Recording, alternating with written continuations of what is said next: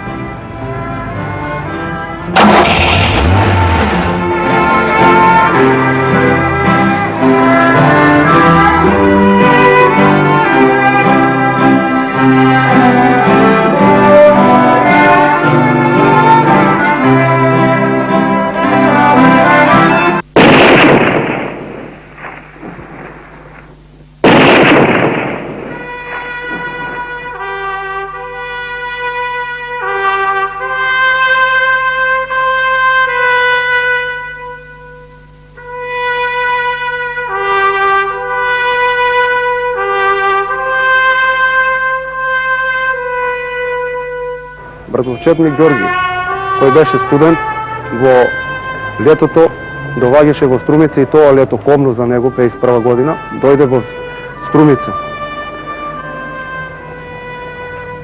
И последниот ден, кој го имам јас видено како дете, беше овдека на ова степениште. Тоа беше стара куќа, имаше степениште, се видовме заедно, преку дената разговаравме малку, али истата ноќ тие беа дигнати и наредниот ден разбравме дека се убиени. Убиени, сега може да речеме и за убиството, нели, кога беше во Струмица јавено дека се убиени, мораше од секоја фамилија, односно од секој семејство по еден човек да ги зиме, они беа донесени во село Кустурино, во близина на полицејската станица. Беа донесени во Струмица, беше луѓето малку беа, мислам, жителите на Струмица беа доста револтирани од тоа убиство и имаше доста народ на погребот. Власта организираше по секоја цена да нема толку многу народ и народот го гонеше. Сепак народот беше присутен на оваа погребење, беа погребени надвор од гробишта. Ги смета дека ете не треба да бидат и во гробите и затоа се ставени на едно брдо вака ставнито, која во тој период беше надвор од гробиштата. И ги смета како најголеми непријатели на македонскиот народ. А всушност тоа беа борци за македонска самостална држава. Со доаѓањето на законот за конфискација. Целокупниот имот на оваа фамилија беше одземан и така што моите чичковци и родители мораше да бараат начин каде да живеат. Куќите во кои живеевме се овдека на 100 метри, истите се одземани и конфискувани, така што немајќи кај да живееме, бевме принудени да одиме под кирија. Чичко ми Ристо живееше во оваа куќа овдека, а чичко ми Томе, таткото на убиениот Ѓорги Кусторанов, отиде во Загреб. И таму остана до стари години да живее. Не следиш, нели? Ве знам, сите сте исти. Ајде прво да се струпаме.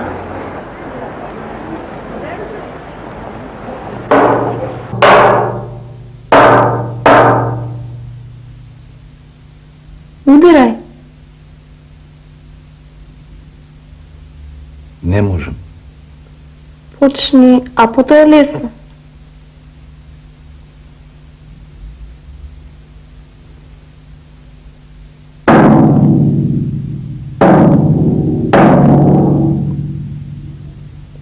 Гледаш, трупањето не е голема работа.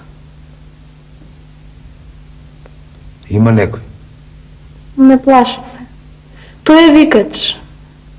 Кога ние ќе се изнатрупаме и ќе се заминеме, тој ќе почне да вика. Да вика и да вика. Така е кај нас трупачите и викачите.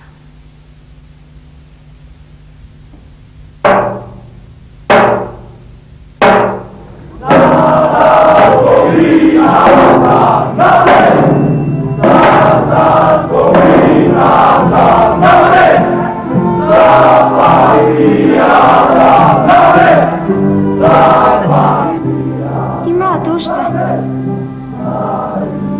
А тие? Другите? И таму.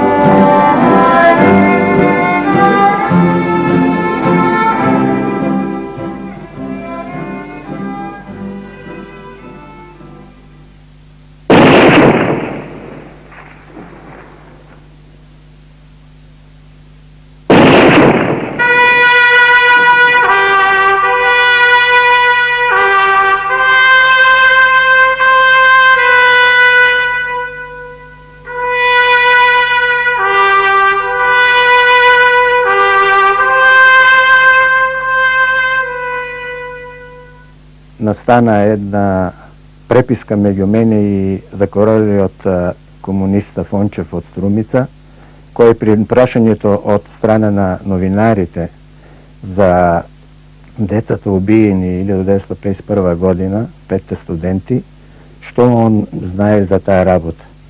Он едноставно одговори дека нема потреба за нив како такви хулигани да се воопште зборе, затоа што не се заслужени да се зборе за нив.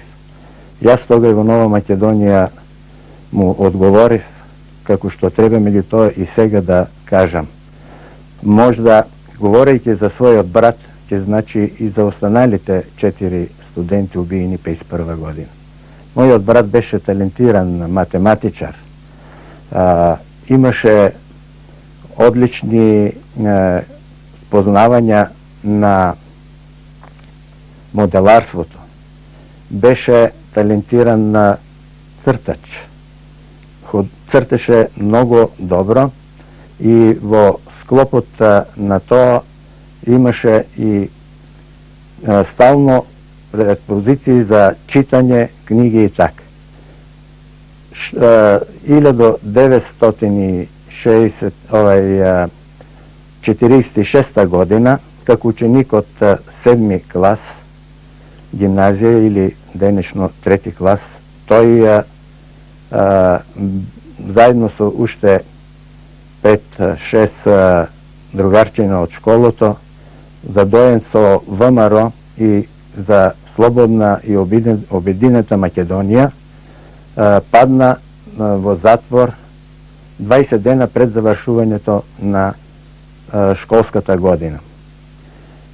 Беше осудуван од страна во Штип, од страна на тогашниот суд кој ја представуваше Мара Минанова, и на тај суд доби 3 години затвор со останалите Хаджи Мишев, Калкашвили кој добие по 3 години и останалите негови другари кој 2, кој 1,5 година.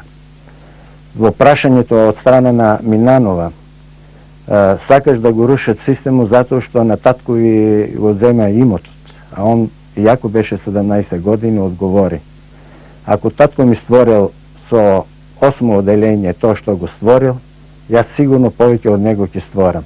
Не се борам за тоа, него се борам за оние идеали кои ги имам за Македонија. После затворот, бидејќи беше осуден и да губене на граѓански права, не можеше да се опише поново во 7. клас, а му поставија услов да оде на работна акција и мораше да оди и тамо постана 2 пати ударник. После нема што го запиша, заврши гимназија и после се запиша на Техничкиот факултет во Белград. По година дена по факултетот на феријата со останалите другари има веселби, учеа и да на 11 во август 51 година, тоа беше, значи, после завршувањето на прва година на феријата, он едноставно беше со својот братучет, веројатно од игранките кои се одржаваа тога во Струмица во паркот, земен и да ни на 13 ни јават дека наводно е обиен на границата. Татко ми беше во затвор, јас со мајка ми отидов да сите тие работи ги слушнам и на тогашниот шеф на УДБ му кажав дека они не се на границата убиени. Веројатно се ги ви од овде земели и сте ги убили. А овој ми се закани дека и на мене ќе ме најде ако такво нешто размислувам. И тачно на вечерта ги донесоа в 12 часот на гробишта и за моје изненедување сите беа погодени во челото по еден куршум и во срцето. И јас тогаш се прашувах, иако бев мал, зар е можно на граница да бидат убиени сите петорица, бидејќи ги видав и другите 4 деца, ја бев уште помал тога и дете, сите погодени во челото и во срцето. Тоа беше една комплетна лага, меѓутоа мораше тоа све да се стиши во нашите души и едноставно само револто да го чекаме до овај моментот кога овај стварноста ќе се каже како и што се били овие 5 студенти.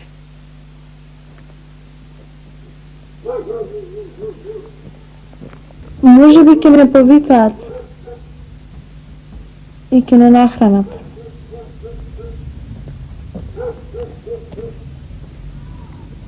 Ти ќе бидеш викач. Не боли грлото. Добро, тогаш ти биде тропач.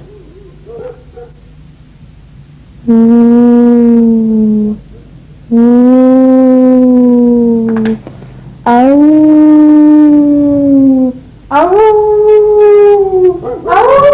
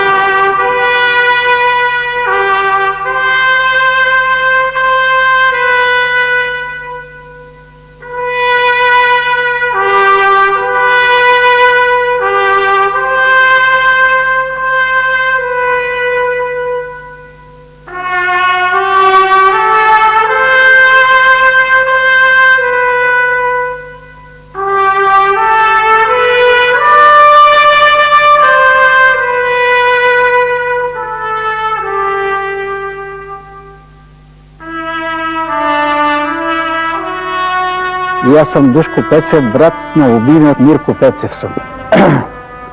Значи, тоа сакам да кажем, нивната историја како са били во затвор 46-та година и ги зема од, шо вика, мојот татко имаше некој имот, земјоделец беше, кој работеше таму и од него го земала и го затворија во Колкашлиево кшт. Тука ги држаа еден месец, потоа ги одведеа во Штип и после ги судеа таму. После од кога ги судеа, ги носеа во таквото, во централниот затвор во Скопје и таму беа осудени по година и пол, после намалија по 1 година, така излежа тоа, мислам, тоа време, али таму кажува дека многу тешко се поминали. И кога они са таму били, било е многу тешко, значи мислам УДБ са ги затворили повеќе, тогава УДБ е во Вејаво и таму бил и Чентов исто, кој са го гледали, али не са можели да разговарат с него, да речем. Тие са, како да кажам, се лежели за идејата, да речем, на идејата за ВМРО. Нашата биографија, можем да кажем, нашата фамилија протекнала од бежанска фамилија од Кукушко. И така тоа нафлегнало од срце како да се съборили за Македонија. И кога они се фрлили летки, как се ги најдели, мојот татко не е ни знаел од ево затвор. И затварат ги, кажах во Калкашлиево кшта, ги носат после месец дена во Штип. Таму ги сујат, после одат во централна затвор. Кога таму биват година време, кога го пуштија мојот брат беше, како да кажам, бел како книга. Значи, ни слънце, ни мишчина ги е видело, значи тоа. Јас малко на струмички говорам и кога дојде, он не можеше да пречекора ни 10 рачкора. Значи, не се имали добра храна, не се имали добар воздух, ништо, само една вода, видели малко да се измијат, еден на друг се помагали. И кога дојде тука, мојата мајка што ќе направи, само јајца му даваше и спањак зеле да брзо малку јакне неговата крв. Али после тоа, секој пат на оваа куќа, можем да кажем, УДБ-вци стално идаа и следва следва што прават и како прават низ улицата. УДБ-вци идат и се ги пратаа. У таа улица тук се 5 души сите истепани деца. Кога беше тоа едно ќе кажем за гимназијата, тогава како ги викаа скоевци или како ги викаа тие младите, кога ќе кажа смрт на ВМРО-ците, они сите уни гледат, разбираш ме, и не можеа ни да учат од тоа. Значи многу грозно е било, како да кажем, за тоа време многу ВМРО, да се кажеш, било е најлошо. Вечерно време, кога ги го истепало белесица таму, ги донцеа вечерно време, ние мислеме дека дома ќе дојдат, они дома не ги донцеа, него ги донесеа право на гробиште. И сите, цело Струмица беше таму осветлено од свеќи, нивните другари купаа гробове за да ги закопме таму. Значи, тоа беше пуно народ. Јас го видех мојот брат кога свалие го, он имаше куршум точно по чело тука, крв протечено, али и пламен. И 2 куршума во шијата имаше ударено од блиско стрелени. Значи, сите беа од блиско стрелени. Друго, кога видех на Борис Белев, што е комшијата, индексо, како му е стојал, целот крв му беше. Значи, тоа е многу блиско стрелено. Многу грозни смрт са били тие. И Борис Белев е бил прв убиен таму во Белесица и кога е кажал, зашто не давите на Народен суд? Он е прв убиен. И ништо, повеќе нема разговор, убиват го него, после на 15, на 10 метра сите се така убиени, не се еден до друг, сите истепани тие. И доваѓат од внатрешни, повикуваат го свекорни, а тоа е на 17 јануар, ние се спремме за водици, свекор ми се викаше Ристо, и славехме секоја година, ние беа пријатели и роднини. И иде викна го свекр ми, викат, морате вие да ја разтурите заеднички гроб, беше тај со книга отворена, направено на 4 души. А петио, например, е Белев. Првим беа препостанските гробиши, он препостанец, па он е посебно погребан од нив, за 4 е таму такво. Просто им уметаше се мислам на таа власт тога кога ги истепаа и на крајта вонка од гробишите се закопани. И кога го за таквото, за споменико, кога требаше нели да кога викнаа свекор, јас не знам така, зошто бе тате се согласувате, нека ви дадат решение за да се разруши. Вика, рече, и вас треба да вентилират, да речеме, ние бехме со свекор ми заедно, да вентилират децата и мен ќе ме убият, нека ме убият мен, вика, јас не се жалям, но вика, јас имам друга фамилија и размислих. И плюс тоа, викат ги и другите, да речеме, родители и разрушија го споменико. Слегнаа го. Не беа доволни тоа што го слегнаа книгата што беше споменико, речеа да се срамни со земја, со земјата. И срамни се со земја и ние одехме да палиме свеќи само на обични кршчина таму.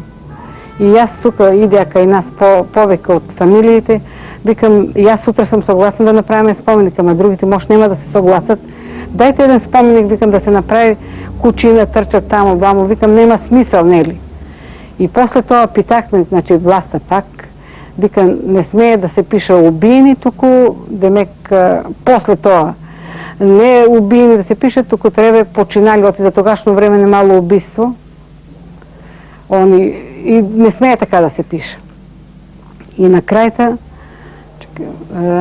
кога веќе решија за да ги правиме спомениците, али пред тоа 10 години од кога ги растурија, пак со още 10 години направени спомениците, не беа задоволни за само што се разрушија спомениците. Туку сака и тие платија еден човек од внатрешни, сокрши ги книгата. Книгата беше цела извадена споменико. Викахме го овај што го правеше таквото. Нешто се скрши, али беше цело. На крајто они платија човек да ги сокрши спомениците. Спомениците се сокршени. Пак не беа задоволни, натераа ги родителите да ископат дупки и дека на крајта ги потрупахме унатре со земја и останаа тие споменици сега што ги имат направени фамилиите.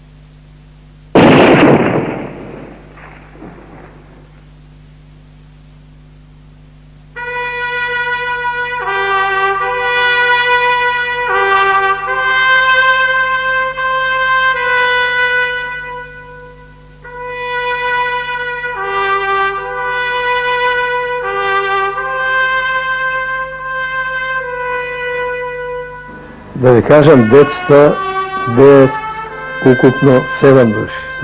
Не са били 5 души. Најголи Драмски и Жан, они са издајниците за децата.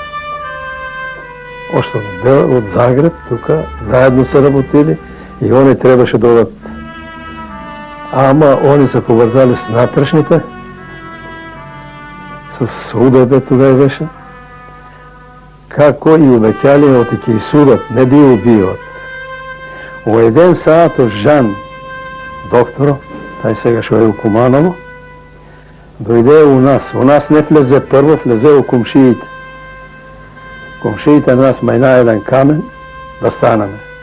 Станаваме и он дојде дома. И ме вика така на жената и на мене и на друга. Вика, Стево, како знаа да знаа утре, са бали да си земе куферто да бега за Загреб. Стево дойде от 2 сата, напусти он игранката, я тук играе на кьошта у Ярамо. И викам, Стево, ела сега тук. Така и така, майка ми, жената моя и аз му викаме, така и така. Не вика, он вика, имаше любовница на Джорджа Андаро, taj šo je u Belgrad slatkar, беше тук, цял иде в Белград живе, неговата керка на жена е любовница била. Арнама тук като дойдел, тая се влюбила у Боро Белев. Него го откажу и вика, само за това е тата, за друго нищо. Вика, мани, аз как си ода? Защо да си ода? Нема, вика, нужда е да си ода. И он не си уйде. Арнама, ето, в сабота вечер, ние не знаеме, они били фанани, а дек са фанани, точно не може да ви кажем, и после они го тапали, па на нас не яви у понеделник. Аз работах от Ишерската, као шеф финансов, и он дойде и вика, 5 съндъка, викаваме унатрешните, вика, брат, ти са изтепани на границата. Първо он ни кажа, на границата, килата за дойрат. Арнама не уйдеме за дойра, не дойдеме до Костурно, вика тук. Викам, не ли викахте на Костурно, ето на границата да се носи, това на дойра? Не, вика тук. А тамо на граничния беше у Костурно, началникът, що беше taj заменик командир, беше струмичанец, Арсо. И вика, тук се разтоварате, паркираваме камиона с 5 съндъка. И ние ги донесе един по един с койне. На койната, ама това кърварање, не знам да ви кажем како. Това е грозно да гледаш. Измачени, на очи вадени има на некои, тепани, как са, и се на маски качени, една по една 5 маски, с 5 маски и донце. Турихме ги у съндъко, Михо Янев беше, Ристо Орцев и аз троицата. И един от Съвара, началник. Работеше там главно. А Манго шофер беше. Шофер Манго. И сега качиме ги, пали колата, не може да запали. Не може да тръгне. И мораше от селата да уйде, стари люди, вика, ке вързате ортума една. И ортума вързаваме, тък после тръгна камиона. И дойдеме тук, погребиме ги. Народ много. После па ново, па трагедия, па разтори ги. Васо Туджаро и Пончев шове тие. Беше на Гонца Джемишева, комунистка голема, на Джемишев сестра. Уйдеме на погребението, после върнаваме се, заминаваме дека нашите гробища. И кога видео он шове вика, тие по-заслужени вика от нашите борци, вика. От и направане убаво, споменик, пише, от се убиени, друго, трето, и он тогава Васил Туджаров и taj изрази се.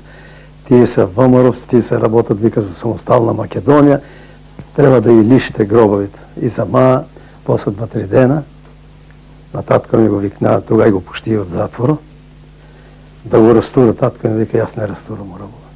Буйром вие, афанаме от минере и милицията, сукапа ги всичко, да нема трага. Жан дойде ти вика, вика, после он па дойде тук, не може да търпе, вика, вземи балтията, сече ни главата. Ние, вика, грешиме. Нас налажа, оти ги судат, а не да ги убиват. А исто и Драмски бега у Белград, а Жан бега у Куманово е доктор сега. Това дали е жив или не може да ви кажем там. От тука бега. И само аз му кажах, Бог нека ви плате, не можем ние нищо да направим, ваша е силата.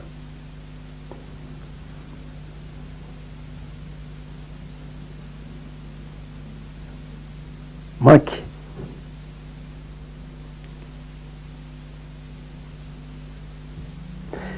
За убийството водих аз и уявния обвинител, тогава беше, кой беше обвинител, забрави го. При него, кажаваме, оти апостолски ги е плюял тук, на Мара Минанката, она е най-виновна. Она е най-виновна за убийството. видејќи сега преди да умре Фончев, дома дојде, ако го лажам. Клекна, прости ни, вика, многу грешиме ние, вика, према вас, вие го дочекавате, а ние, вика, издееме, сак да кажа го умрат. И после 5 месеца умре. А он беше најголем борец и друго.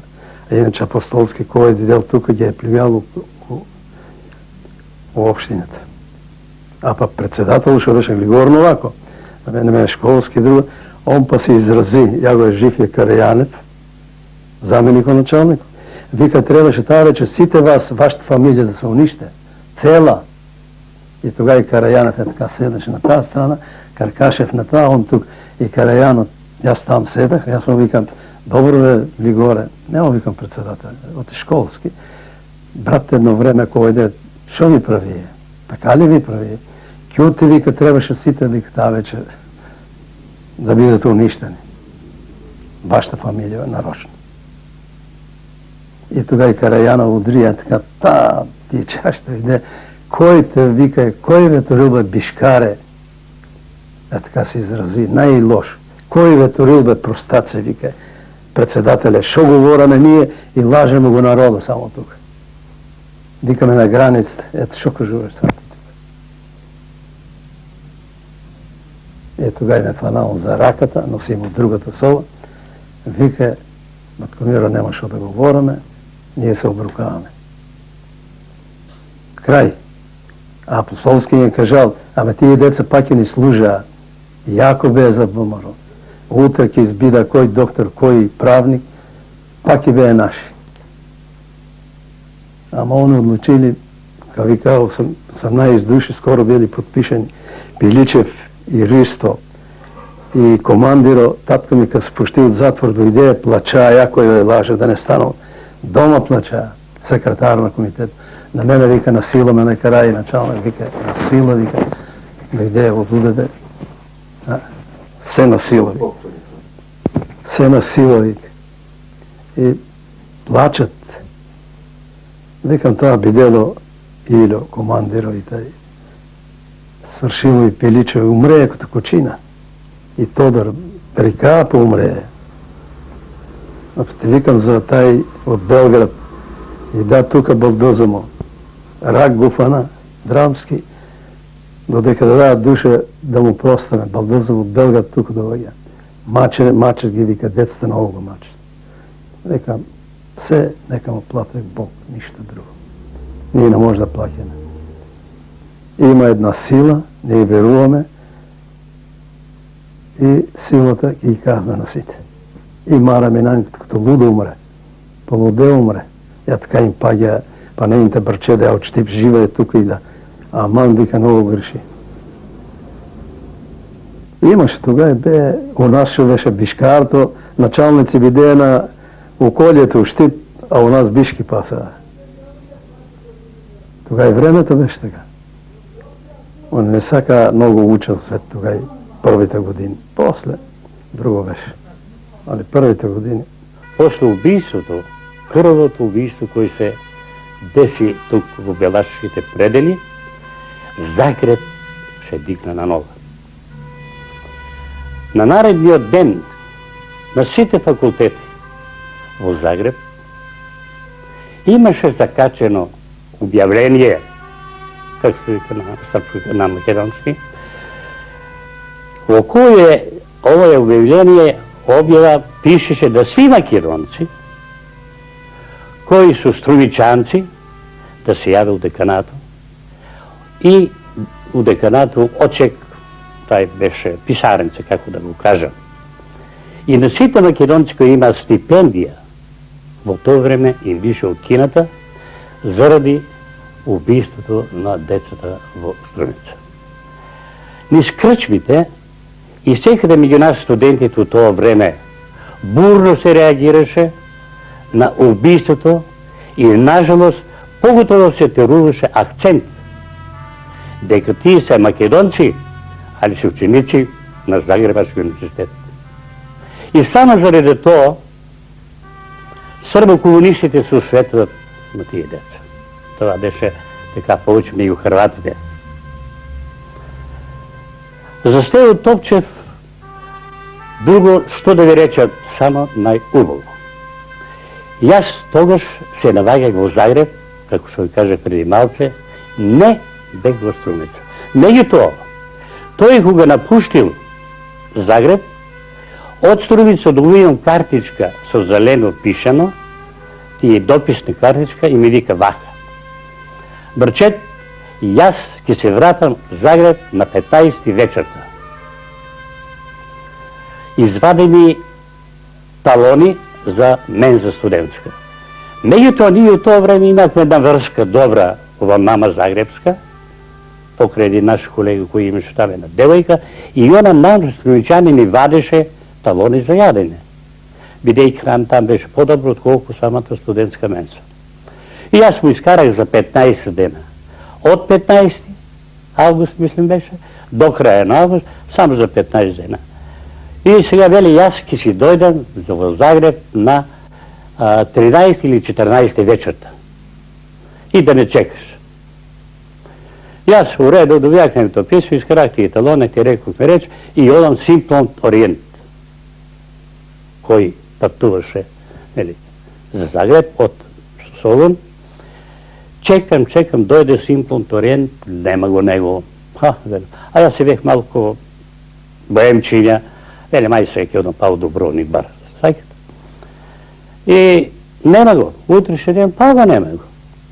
На наредниот ден, на третиот ден били беше Боже или на четвртиот ден после убиството, струмичани во Загреб сите се собрале и јас излеем случајно градо, Карши хотел Дубровник, како знаете во Загреб. Таму живеа Кафтанџиев, чујниот хирург, после Атанасов, и без собрале многу струмичани и мене преку џамо ме вика да се качам горе. Имахме сигнал со кој трети, четврти кат да ме чујат дека јас говорам или Петко или Трајко говораш. И јас се качам горе, гледам соберани доктор Кафтанџиев, доктор Трајко Атанасов, доктор Гуџиров, доктор Димитар Димитров, доктор Чимичиев, ти се покојни горе доле. Чимичи, не знам уште кој струмичан беше, сите седени така, заумени, замислени и молчат. Јас влезех унатре, шо да велим таа работа вели тука? Шо и тај ујдурма на Карагвоца покојник, тај исто беше специјалист по туберкулоза, лани умре во Скопје. Веле седни ќе ти кажем нешто, али не се возбудувај многу. Што е работата? Велим со брат ми Борис да не е нешто. А мојот брат ми Борис беше гонет од комунистите до Коска. Ноќно време го испитува во внатрешни, а денски време работи. И се беше поначо. На мене ми отиде мозокот за брат ми Борис. Не е велја брат, туку брачетти. Шо е работ? Така и така и така и така работите, вика. Штево, ови, вика, 5 души струмичана веле. Јас само го знаех најмногу Штево и Белев. Оти со велиот брат му многу близко другурувахме. Тие други што многу не ги ни познават. Маме викам, јас талона ми извадих за Стево, ми кажа дека се враќа во Загреб. Како убиен се од един пат. А пак јас од 1950 година, 17 на река се роди внук ми, се до смртта на брат ми 1953 година, Борис најстариот брат, не доаѓах во Струмица само ради тие причини, бидејќи на секоја крачка гонет и така. Имаше покушај за некои помршни работи да ги извршат над мене и брат ми викаше, седи у Загреб, па макар и не учил, а за Струмица не иде. И чак 1953 година јас дојдех во Струмица од кога умре брат.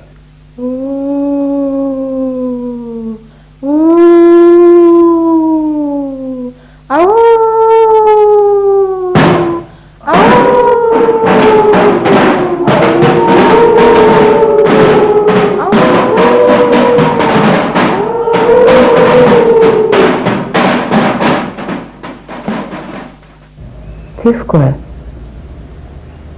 Речи ми. Од времето е. Молчи. Знам јас од што е.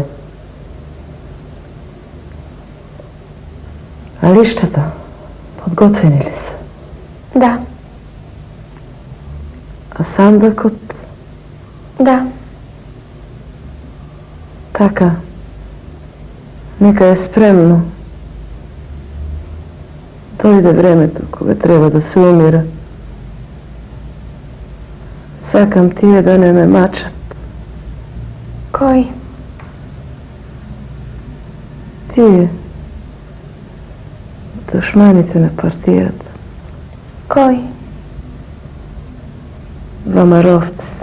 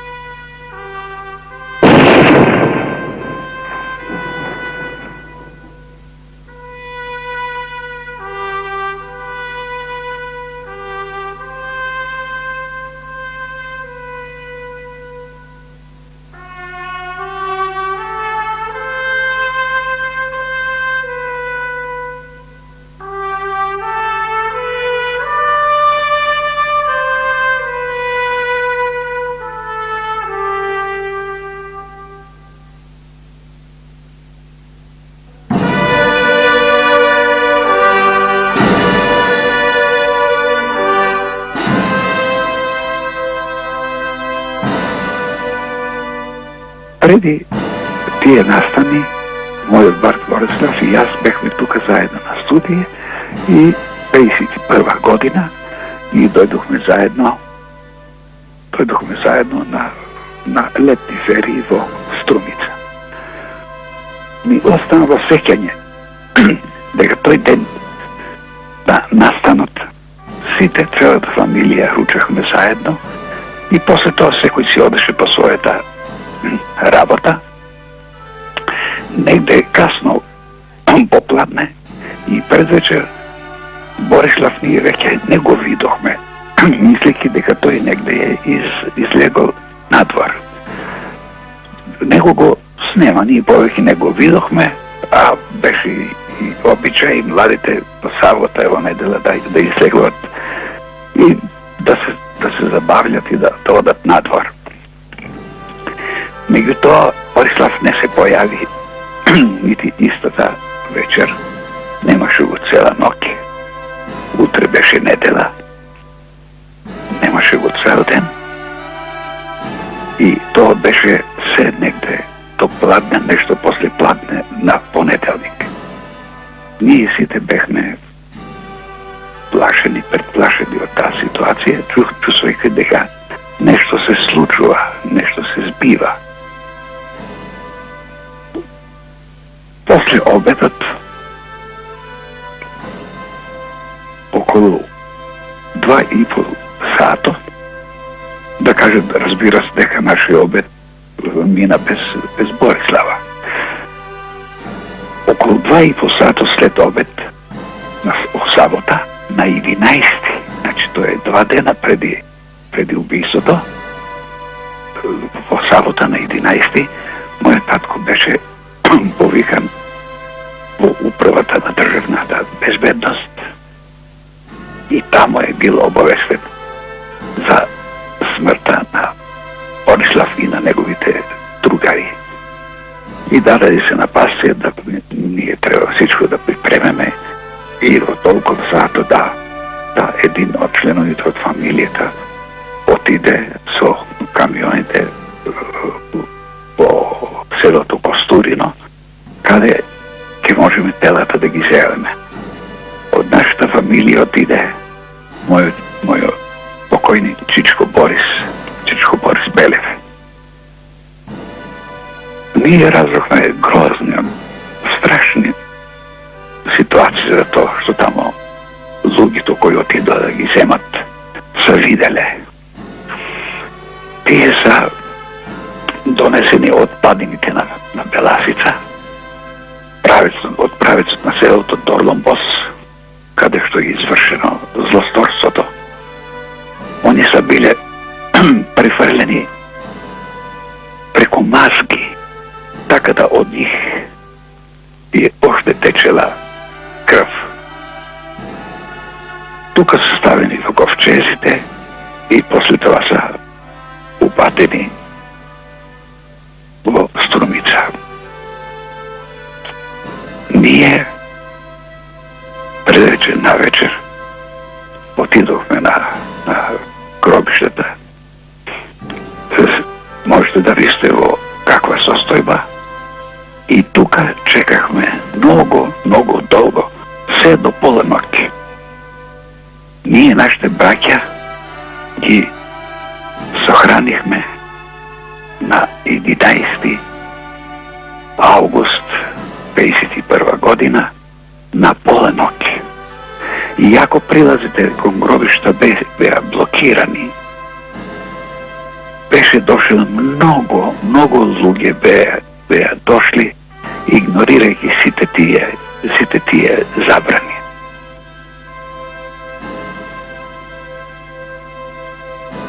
Јас и мој татко можеме да го видиме само деломично телото на мојот брат Борислав, но тоа ни беше сасвим доволно да знаеме како е тој убиен.